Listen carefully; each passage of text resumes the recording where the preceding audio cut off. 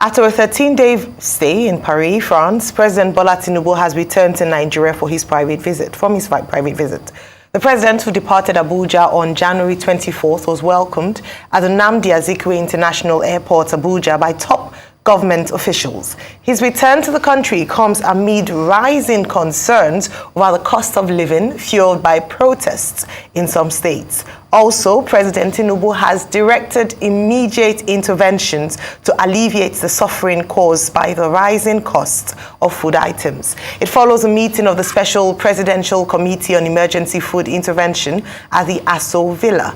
The presidency said that there is sufficient food supply in the country, but exploitation by some forces has caused an increase in the prices of food items.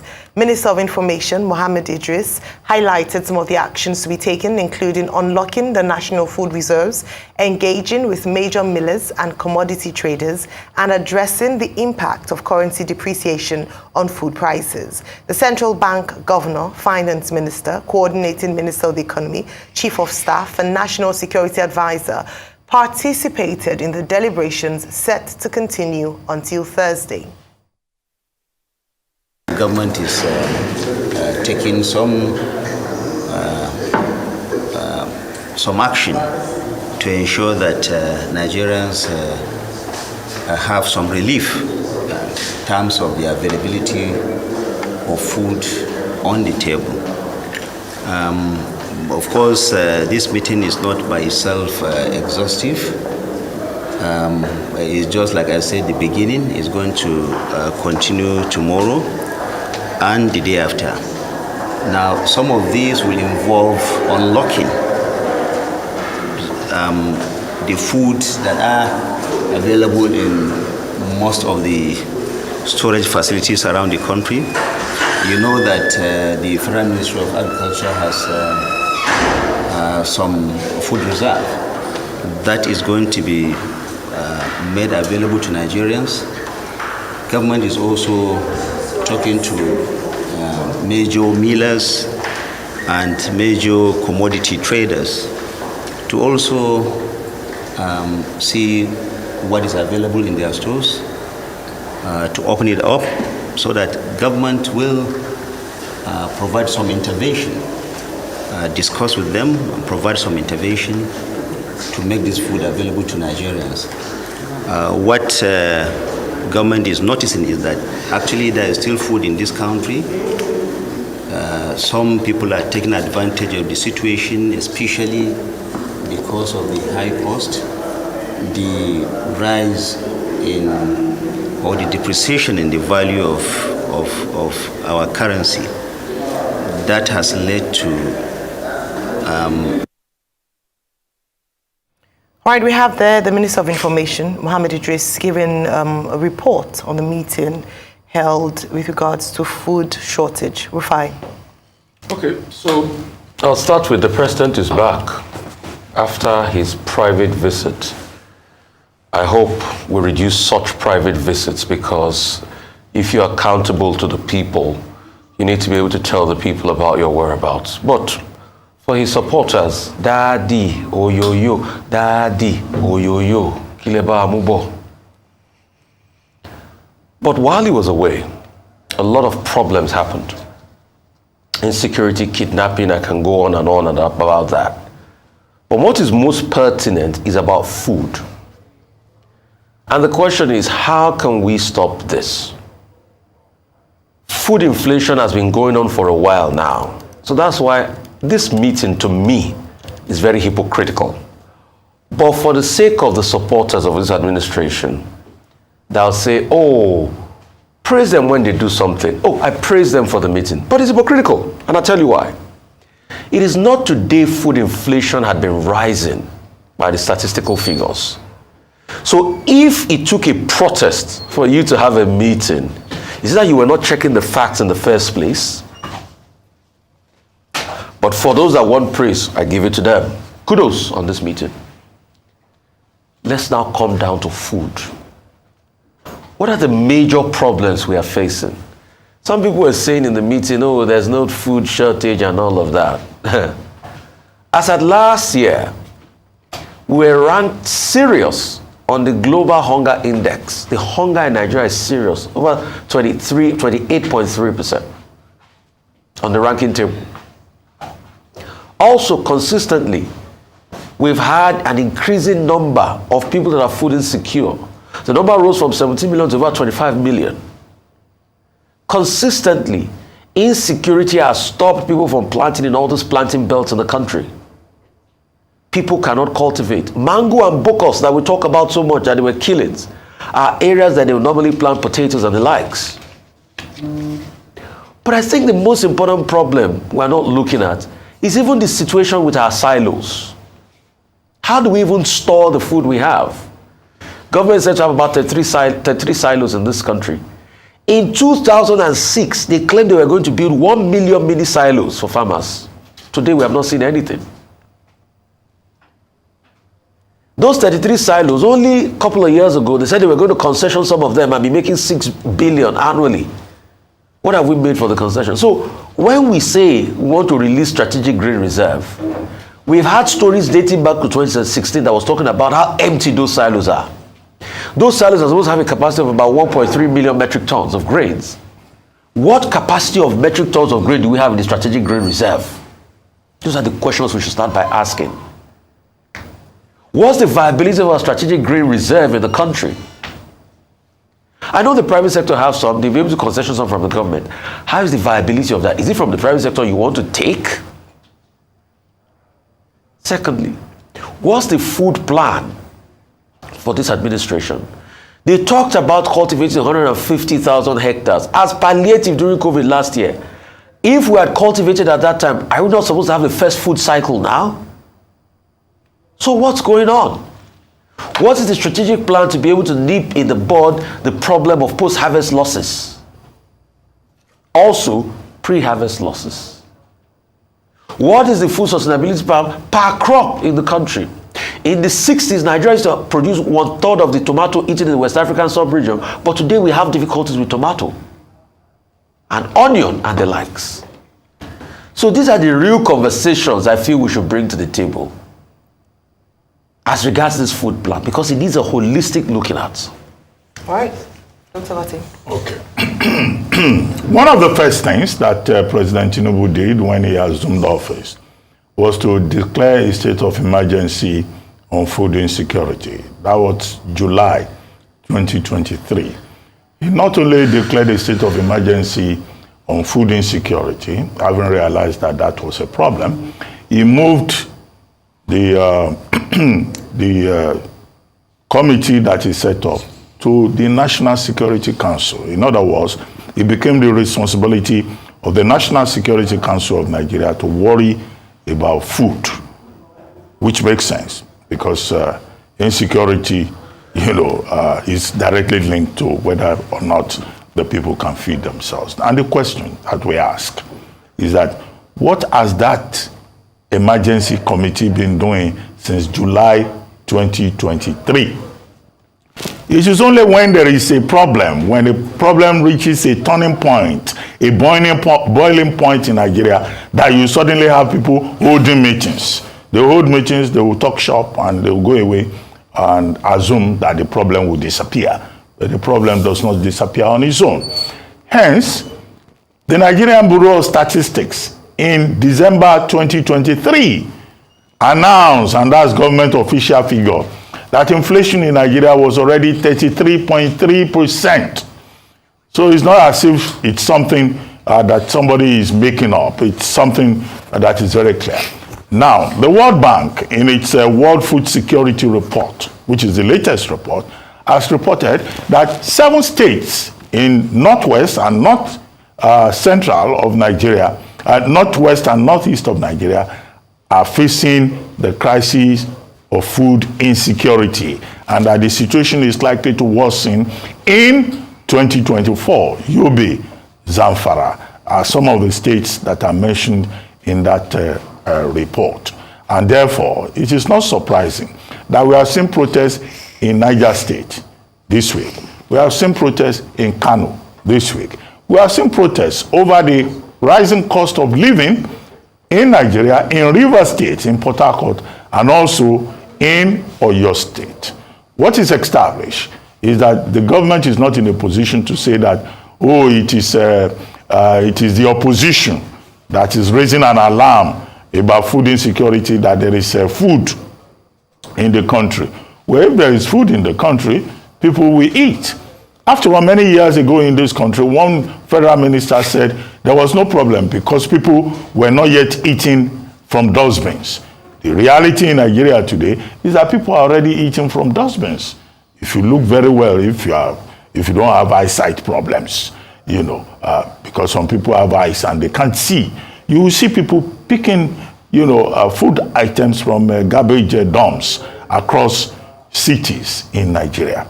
So the argument about the opposition organizing protests cannot stand. The second point, therefore, deriving from that, is that government should not politicize food issue. It's not a matter for politics. It's a matter of security, as President Tinubu himself identified. So yesterday, there was a meeting that was chaired by the Chief of Staff, Femi Gbajabiamila, attended by ministers, including Minister of Education, Minister of Finance, CBN Governor, Ministers of Agriculture, both substantive and state, all deliberating against the background of protest. It had to take a protest on the streets of Minna and a protest of Kano for that committee to remember that they should meet. Okay, we don't know the full outcomes yet of that meeting, but what we know is that government is talking about commodity traders releasing food items in their possession. Similar to what happened in Kano State, with the governor appealing to commodity traders and business people to help the government. And the same business people were saying, yes, we are commodity traders, which were suffering. We may be trading in food commodities, but we have forex problems, we have insecurity problems, we have all kinds of challenges. What is government doing to help us?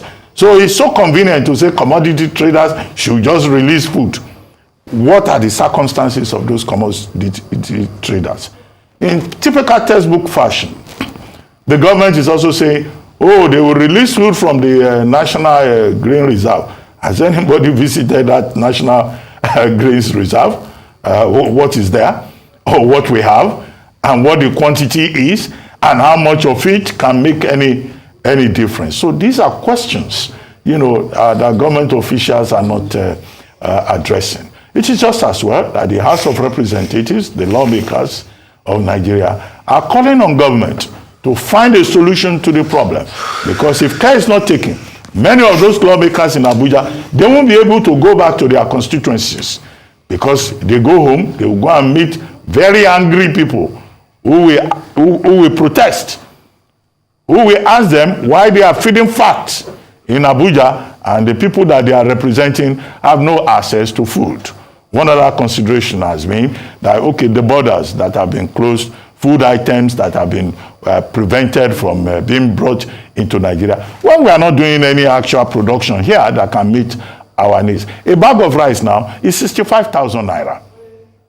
Just because we're not producing enough. And yet the Nigerian government says, oh, don't bring in rice from outside.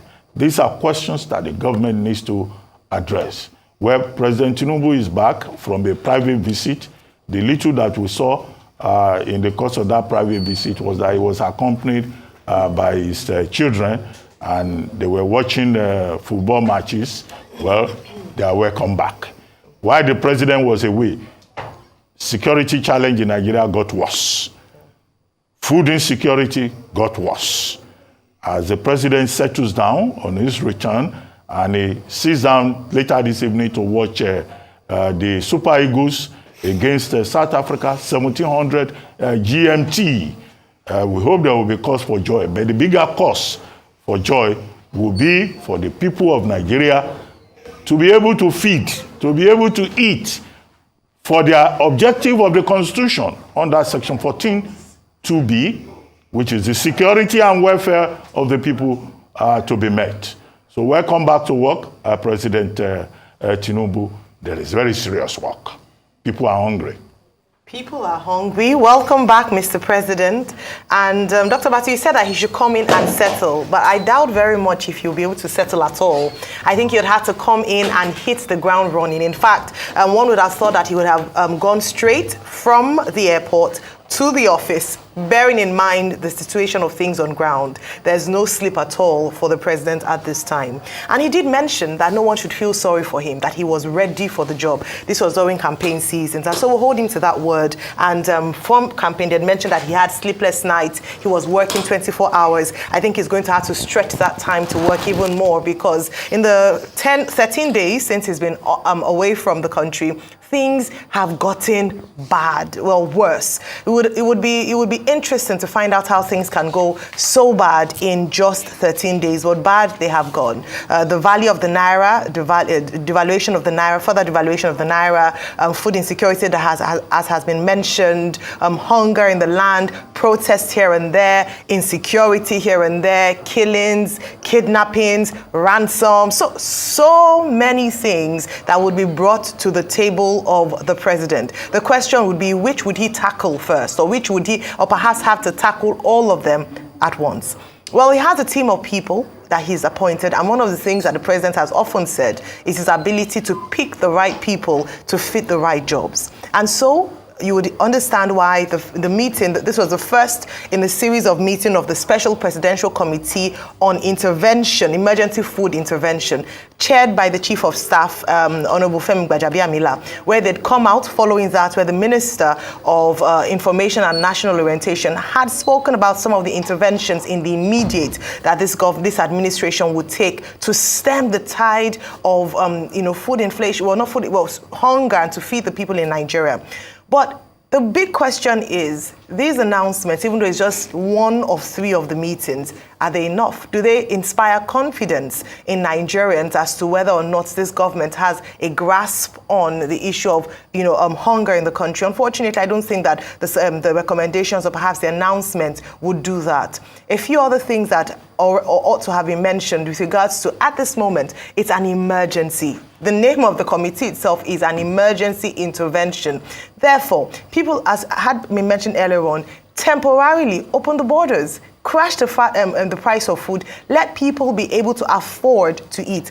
Let's not forget that because of the crisis with the humanitarian ministry, I'm not sure what the status of the conditional cash transfer is. What's the status of that? Because that was meant to be able to help the most vulnerable in Nigeria to be able to afford certain things. If that has been halted because of the situation on ground, then we need to look into that one more time, or perhaps ask about the status of things on that particular conditional cash transfer. The second aspect, of course, is also the area of the talks about minimum wage. These are some of the interventions that this administration has said they were going to put in place as a result of the removal of fuel subsidy and the attendant effect on Nigerians. Unfortunately, despite the very hasty removal of fuel subsidy, even though there was a big case for the importance of doing that at the time, it seemed like the interventions weren't quite as quick or in terms of responding, because we do not want to get to breaking points before we begin to realize that we have a challenge on our hands. I think it's clear for anyone to see that we need to take action, and unfortunately, even though the response has been quite slow, perhaps they would speeden that up. Then finally, I must mention the fact that the Minister of Information and National Orientation had said something. He'd said that he alleged that some elements were taking advantage of the high food prices and the depreciation of the naira to wreak havoc. I don't think it's elements that are trying to take advantage. It's the people who are protesting because they don't have food to eat. And it's important that in trying to manage the situation through information and communication, that we are also not burying our heads in the sands as to what the real challenges of the people are. It's not good enough to politicize issues like this, especially when it involves the lives and the stomach of Nigerians. What must be done in terms of assurances is action. So we have heard the announcement. How long would it take, or how soon will this come into effect? And to what extent will this impact be? And furthermore, as they continue conversations, because like I mentioned, this is just the first of 3, we're hoping that they will be working tirelessly and, if possible, without even taking a break, to ensure that they come up with something tangible that would have an immediate impact on Nigerians, because it's like a ticking bomb. And anytime, if things are not well handled, there might be an explosion which we want to prevent in this nation. Move on to our next story. The governor of the Central Bank of Nigeria, CBN, Olayemi Cardozo, yesterday said that the growing number of Nigerian students studying abroad, growing medical tourism as well as food imports have led to the depreciation of the naira against the dollar. He disclosed that over the past decade, foreign exchange demand for education and healthcare had totaled nearly $40 billion, surpassing the total current foreign exchange reserves of the CBN. Cardozo, during his presentation at the sectoral debate organized by the House of Representatives, further disclosed that personal travel allowances, PTA, have accounted for a total of $58.7 billion during the same period. All right. Rufai, we aired this live yesterday on Arise with regards to the CBN governor appearing before the National Assembly, but what's your take on his claims as to the reason why there's pressure on on dollar reserves in Nigeria? I'm going to sing a quick song. Fela used Ojuelegba to demonstrate what was happening in Nigeria many years ago when he sang Pafuka na Kwench. And he said, for Ojuelegba, moto they come from north, moto they come from south, policeman no dey for center, na Pafuka be that you, danku eleke. That's exactly what's happening in Nigeria. This is the same Nigeria. Now in the 70s, UCH in Ibadan was one of the best healthcare centers in the Commonwealth that people used to leave Canada to come and deliver children in Nigeria.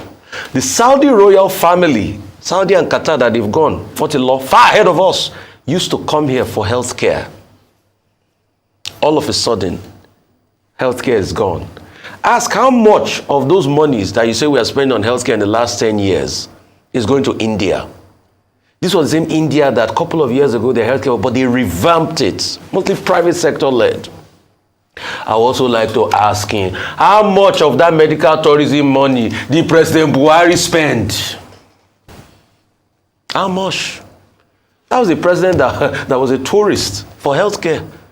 That was, close to half of the year was out of the country on healthcare. So how much did they spend on dollars for his parking alone for his presidential jets? How much did the UK doctors collect from Nigeria in Forex on President Buhari's healthcare? You see, when you have a domino effect happening, that's what we're doing. Look at our university system. Ayo, at a point in this country, if you schooled abroad, they used to laugh at you. In the 80s here, if you schooled abroad, the schools like Ife and all of that, the federal universities were prominent. But we all know the domino effect, how the university system started to decay after the Ali must go protest. And then ASU started having a series of strikes. So when all these strikes were happening, we did not know that people were going to be going abroad and looking for alternatives. And let's also extrapolate the figures. It's in the last 8 years, those numbers tripled. As at 1998-99, we just have 15,000 students going abroad. In the last 8 years, it rose to about 70,000 from 50,000. It's projected 2022 now to be about 100,000. So all the things we used to have, then we no longer have it. Very solid healthcare system, no longer the case. Very solid education system, no longer the case. We have, like Tracy Chapman says in her song Fast Car, we have driven Nigeria in a fast car to quick oblivion. And we should take the responsibility. In the 80s, there were no amount of importation of Tokumbo cars. We had Peugeot Automobile in Nigeria. Let's ask them what happened to Pan. What happened to Volkswagen? Didn't these people one billion generally didn't they eat it up? So we destroyed our country by ourselves. And now we are saying how would we not be import dependent foreign wise? All of these failures are a reflection of the country. Except we change. We can. How much did the same politicians spend on medical tourism to all these countries? Okay, well, first, let's commend the House of Representatives for calling to account, to offer explanations about the state of the economy and the free fall of the Naira. Key officials of the state, including the CBN governor, Yemi Cardozo, Minister of Finance and Coordinating Minister of the Economy, Wale Edun, Minister of Budget and National Planning, Senator Atiku Bagudu, and also Zach Adedeji. who is the chairman of the Federal Inland Revenue Service. This gentleman interacted with the House of Representatives yesterday, and Cardoso is the one we're focusing on now. Well, I had complained that the CBN governor of Nigeria should not be speaking like a newspaper columnist, just speaking in general terms. He should back up his presentations with core data. And yesterday, he made an attempt in that direction when he was talking about demand and supply being a major problem responsible for the devaluation of the naira. And what was his argument?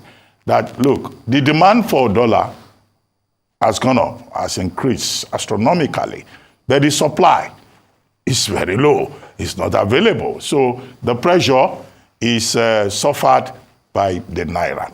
And so the naira keeps going down because everybody is looking for, dollar. And then he narrowed down to the state of the economy. He painted a good picture. First, health. He says, look, the amount of money we have spent on health alone in between 2010 and 2020, according to him, is over $10 billion. The amount we have spent on education abroad is over $28 billion. When you add it together, that comes to about $40 billion. He gave that, average, which is about the same amount as Nigeria's strategic external reserve. That's what has been squandered. And the reason for this is because people no longer want education in Nigeria. This country used to have some of the best universities in the world. I keep saying, when I was an undergraduate, students came from Cameroon, from all these neighboring countries, from Ghana, to come and study here. There were students from Lesotho, from South Africa, from Botswana, although those ones were on Nigerian scholarship, even if I don't know what Nigeria gained from it. They will come here, they will get drunk, they will be falling down from hostel balconies and all that. But Nigeria was so kind then, it was educating children all over Africa. But they got quality education. Nigerians were so proud of the education system then that it was a tradition that if you attended a particular secondary school, your parent will want you to go to that same secondary school because it had become a family tradition. There were many people who went to school with us in Abeokuta, whose parents were in Lagos, in Kaduna, but they would say, no, my child must go to my school because my school gave me the best. I don't know any parent who is still sending their children to their alma mater now. Okay? As for the hospitals, yes, Rufai already cited the example of Saudi princes coming for healthcare in Nigeria. Go to the same UCH that they used to come to them. They will tell you they probably don't have diesel in their generator. The place is surviving on generator. So everything has gone completely down. And the data that is given by the minister is probably just even an estimate, because he will probably be quoting people who go to the banks to go and ask for transfers and all that. Most people don't go to any transfer. Out of frustration, they just go straight and try their luck at the black market. So that's how bad the situation is. So I think the CBN governor gave the lawmakers a very good picture. He painted a good picture. But the problem remains. How do we address and solve the problem?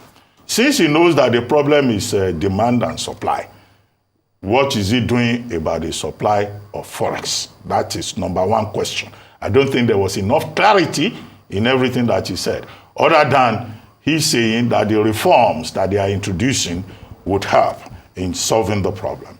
Number two, he is asking Nigerians to also do their part. He is asking us for attitudinal change. Please, what is this attitudinal change that the CBN governor is talking about? When people go into government and they hold and they hold strategic positions, they should leave evangelism back at home. People are not interested in evangelism; they are interested in solutions. Now, if people are sick and they don't have the hospitals that they can go to in Nigeria, and they don't want to die, and their family members don't want them to die, of course, they will go abroad. They will go to India.